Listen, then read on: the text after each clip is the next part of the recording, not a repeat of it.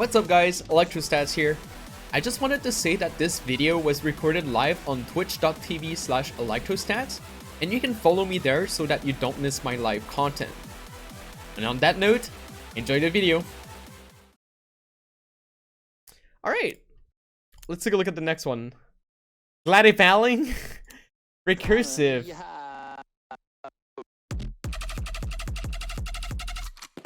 I think your score on this is actually pretty good. And remember you setting very good score on that kind of map, these kind of maps. I know Recursive's here. I don't know if you. Oh yeah, you can send it to me on Discord if you have Beat Leader, or you can just send it here as well. So whatever, like as long as you have the link. I unfortunately don't have the replay mod. I think for this. Yeah, I don't have a replay mod on this version. I have to update. Oh, Supernova. There it is. Let's get that replay. Yo, Recursive, did you see the cheater that just happened? It was built different. The guy set 2000 PP plays in a row. It was wonderful. Oh my god, did you really bomb hit? Oh no.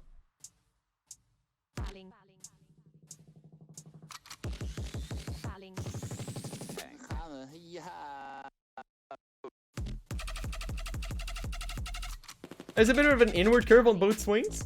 If you take a look at the bottom right, you can see how there's a bit of an inward curve.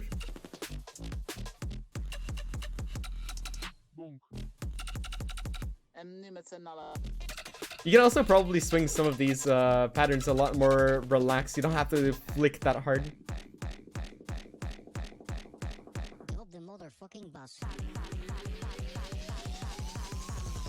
What does the color mean? It's the timing dependence.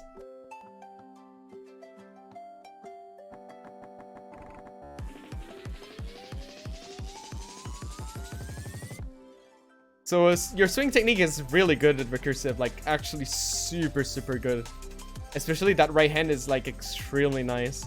It you have to be pointed a little more towards the outside, but the way you're swinging at these is very nice. Oh wow, what was that ack?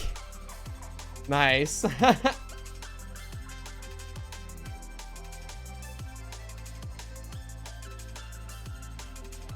A bit of underswing here on the left, on the upswing.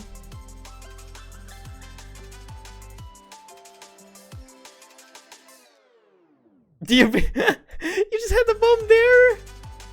You literally... That was an FC, but you just hit the bomb. You gotta laugh the reaction at the end. That's actually hilarious.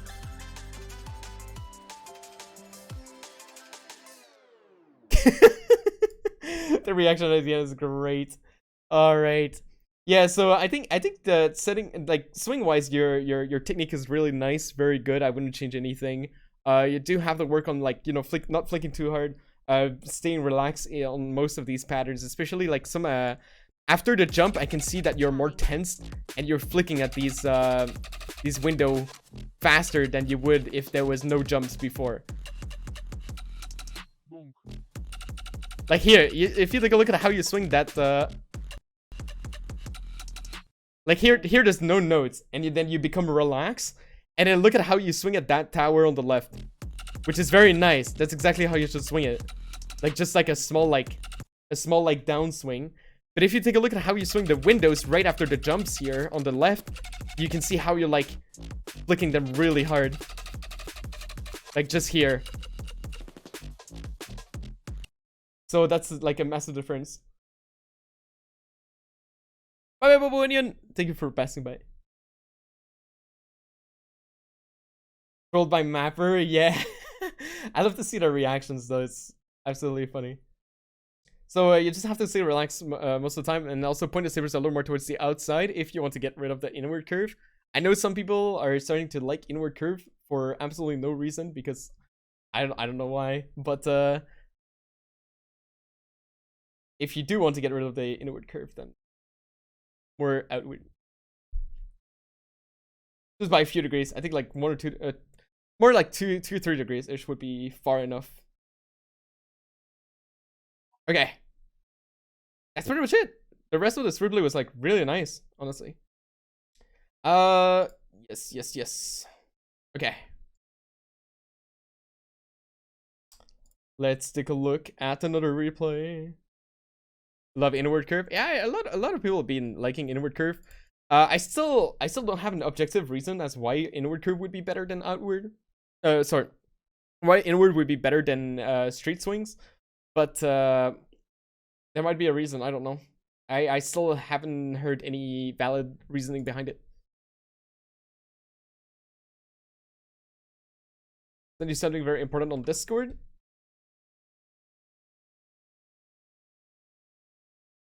Update beat leader for replays. I would have to restart my game. I'll do it another time. It's fine. We can do it from the web browser. Inward helps for outer lane. That is absolutely placebo. There is absolutely no objective reason as why this would be the case. If you can explain to me why, and I think it's a good reason, then I would maybe believe you. But if you cannot, if it just feels easier to act, then that's not a good reason, because I've seen people telling me the same exact thing when they have like a 30 degrees outward curve on index, you know? So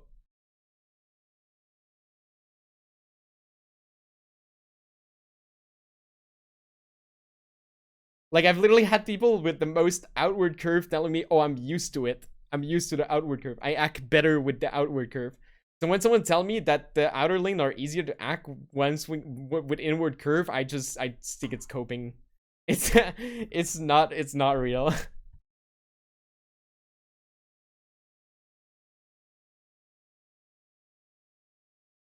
I don't think I can put it into words, but I can imagine why inward is good for outer lane. I have no reason. I think the only person that gave me a valid reason for why inward curve would help with outer lane was EJ, and then I debunked it.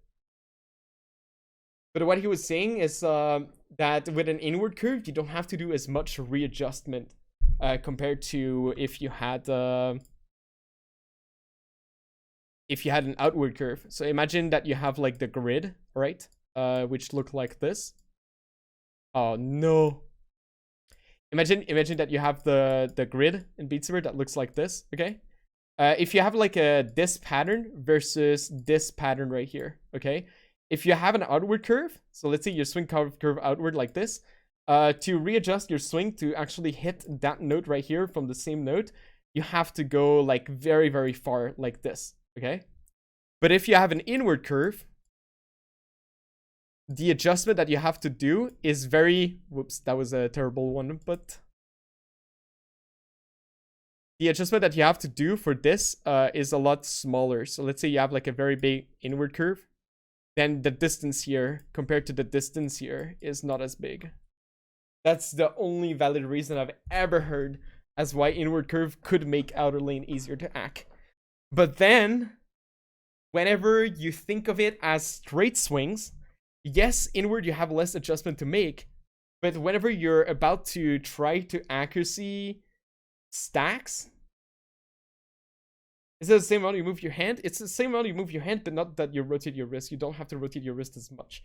So you don't have to do as much readjustment for your wrist. But whenever you're gonna have, let's say, a stack or a tower, so let's say you have like a triple stack here with an inward curve, you're gonna have to use a massive amount of arm to actually get that straight.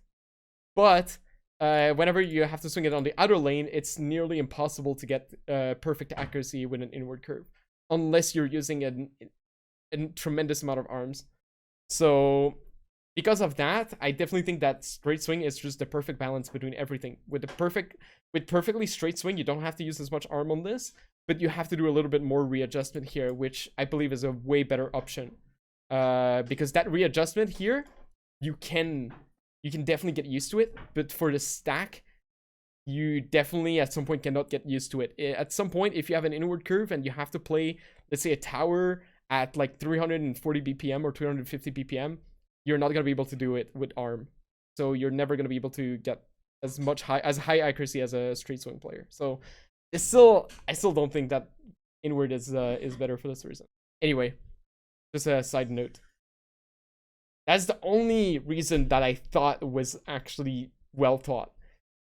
Everything else is just people feelings, and I'm very sorry, but I'm not a feeling guy. So if someone tells me that their 30 degrees outward curve feels better to accuracy than a straight swing, I don't believe it. I don't buy it.